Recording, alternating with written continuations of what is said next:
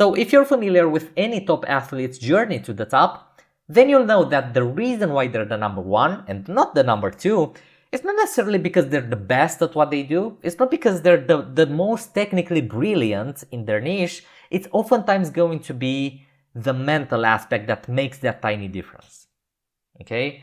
Because there's a lot of very talented people at the top of the game, a lot of very skilled individuals, but what makes the difference between number one and number two is going to be the mental aspect. And I'm gonna give you two examples in this case. The first one is going to be from chess. And I very distinctly remember a game between Magnus Carlsen, world number one, and Hikaru Nakamura, world number two at that time, in, I believe it was a Speed Chess Championship or something like that. But anyway, the idea here is that Hikaru, the number two in the world who's never been world champion, had a winning position against Magnus in a very important game. It was very important for Hikaru to win that. And he had a winning position, but at one point Magnus made a move that Hikaru didn't expect. It was not on Hikaru's radar. Okay, he didn't see that move coming. And because he didn't have the identity of a champion, because he didn't consider himself worthy of becoming a champion, he assumed that Magnus, that move that he didn't expect, he assumed that move is the best move in that scenario that he missed. Okay? He assumed he wasn't good enough to see the best move in that position, and he assumed that Magnus was better than him, that's why he found that move. So in that moment, in a winning position, Hikaru resigned the game and lost on the spot. Okay? It was the mental aspect that made the difference in that game.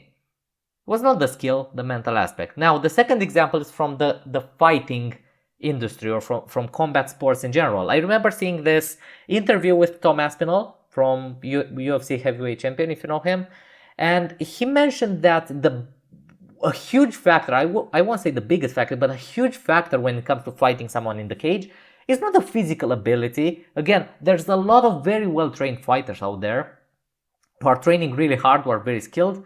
What makes a huge difference is, again, the mental aspect. Okay? The mental aspect, the identity that you have and that you're going into the fight with, that's what truly makes a champion.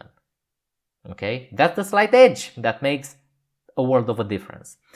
So the conclusion here is that if you have a goal, you really want that goal to happen, but if you don't believe you actually have what it takes to achieve it, if you don't believe it's gonna happen to you, then you're gonna find a way to sabotage yourself into failing or into avoiding the very things that would make you successful and that would make you achieve that goal.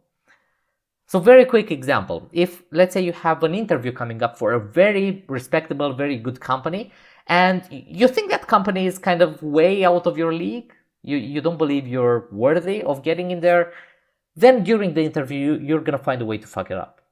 And that's just what's going to happen, because you don't have the identity that's necessary for your body, for your brain to work together and help you perform well in that scenario.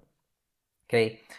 And this is something that I love to remind myself as often as I can, because if I'm making this video, it doesn't mean that I don't struggle with this at all. Everybody struggles with this thing. It's not something you can just achieve and then you can just relax. Okay, so here's what I love to remind myself. Before you can be successful in real life, you must be successful in your imagination first. All right? And this is where a technique that you've probably heard of before will come into play, and this is going to be very important. And that technique is called visualization. Visualization, okay? Now, for the longest of time, I didn't know what this visualization actually means. I thought it meant you just imagining some positive scenarios in the future, imagining the dream case scenarios that you want to happen. But it's not just that. It's not just about thinking or imagining those scenarios. It's about experiencing them. Because the goal of imagination is to get your nervous system to be comfortable with those things happening. It's about training your nervous system to get comfortable with those scenarios. Okay? So because if your nervous system, if your body feels like those, and your brain feels like those things are doable, that can happen, then you're more likely to actually achieve them. They won't feel like these distant and unachievable goals. They'll feel closer and, again, more doable, so you're going to do a better job in your journey to achieving them. Okay? Visualization, as I like to call it, is the gym for your nervous system. And it's very, very important. So now, okay, I've told you why visualization is important, but how do you actually do it? How can you use visualization to achieve more of your goals and to just become better than some of the competitors that maybe are more technically competent than you?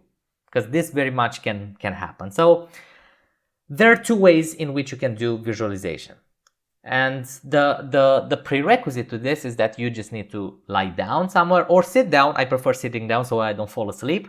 You sit down with your eyes closed. This is the default way, or with your eyes open as I do it, because keeping my eyes closed just makes it harder to focus for me. And you're just gonna sit there, and that's all the prerequisite, all the logistics that you need. Now, there's two ways of doing visualization. The first one is called mental rehearsal. And this one is specifically for making your nervous system get comfortable with a concrete and practical scenario that's going to happen in the near future. Okay? So for example, let's say you're going to that interview, to the company that is really prestigious and that you don't really believe you're worthy of. Okay? Mental rehearsal is going to allow you to feel more comfortable being in that interview room with the interviewer, and is gonna get you comfortable with the outcome of you performing well in that context. Okay, so how you would do this? You would sit down and you would mentally imagine and mentally experience, I would say, that you're there in that room with the interviewer. You're gonna imagine that they're asking you questions, even difficult questions, and you're gonna imagine you're answering them well. You're imagining yourself succeeding in that scenario and acting in an ideal way. All right? Now, when I say this, I'm not saying you have to mentally script the entire interview, like genuinely think about what questions the interviewer is going to ask you and what answers, word for word, you're going to give them. That can be useful as well, but that's another practice. Visualization is all about just feeling the vibe of that situation and getting comfortable with success. Because as crazy as it can sound, most people aren't afraid of failure, they're more afraid of success. Because they don't have the identity that is comfortable with getting that success. It feels like too much of a burden, too much of a responsibility to succeed and then be accountable for everything that happens next, right? So that's what mental rehearsal does. It trains your nervous system to feel like you deserve to perform well in the situation of the interview in this example. And if you do this long enough, and if you do this detailed enough, like if you imagine details from that room, if you make it feel as immersive and as real as it can be in your imagination, like feeling the sturdiness of the table where you're resting your hands upon maybe, or feeling the sitting on a chair, or trying to imagine the tone of voice that the interviewer has, and imagining it's sunny outside or whatever. The more detailed you make it, the easier it will be for your nervous system to get comfortable with that situation. Okay? So that's mental rehearsal. Really important when you have a concrete thing, an upcoming situation or event or whatever that you're kind of nervous about.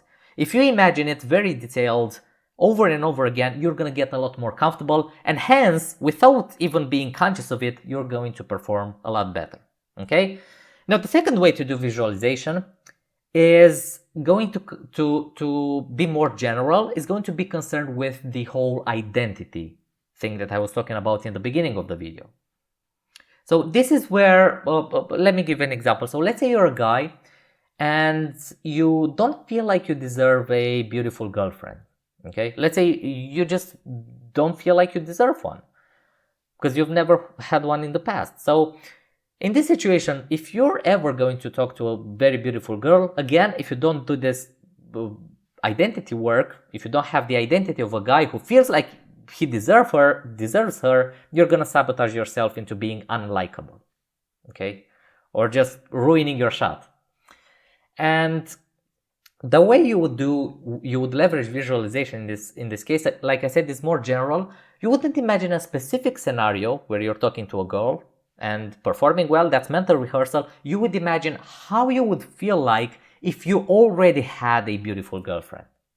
Okay, just try to be, again, as specific as possible with how you would feel. How would you carry yourself out there? How would you act and go out into the world? How confident you would be in that situation. The more precise you are with these feelings, the more you can mentally step into that new identity and try to picture, like a movie, how your life would feel like and how your life would unfold in that situation. Again, the more comfortable you'll be with having or getting that outcome, hence the better you'll perform when that situation arises, when you're going to have an opportunity to talk to a beautiful girl. Okay, so this is the more general aspect of getting closer to the identity that would make you successful. Okay, so this is what visualization is like. This is what I've learned after reading this book. It's called Psycho-Cybernetics. I'm not going to reach across to get it, but this is what I learned about visualization. Now, it's a lot like meditation in the sense that it takes a lot of consistent practice to see incredible results, but at the very least you can just leverage the mental rehearsal part and just perform well in the situations where you feel nervous, where you don't feel confident, and you feel like you're just gonna fail. Okay, it's really just an amazing piece of exercise, of mental gymnastics that you can do before one such event or one such situation. So hopefully you found this video helpful. Hopefully you're gonna leverage visualization to just make you more successful in the short or in the long term. And yeah, we're gonna see each other into the next video. Until next time.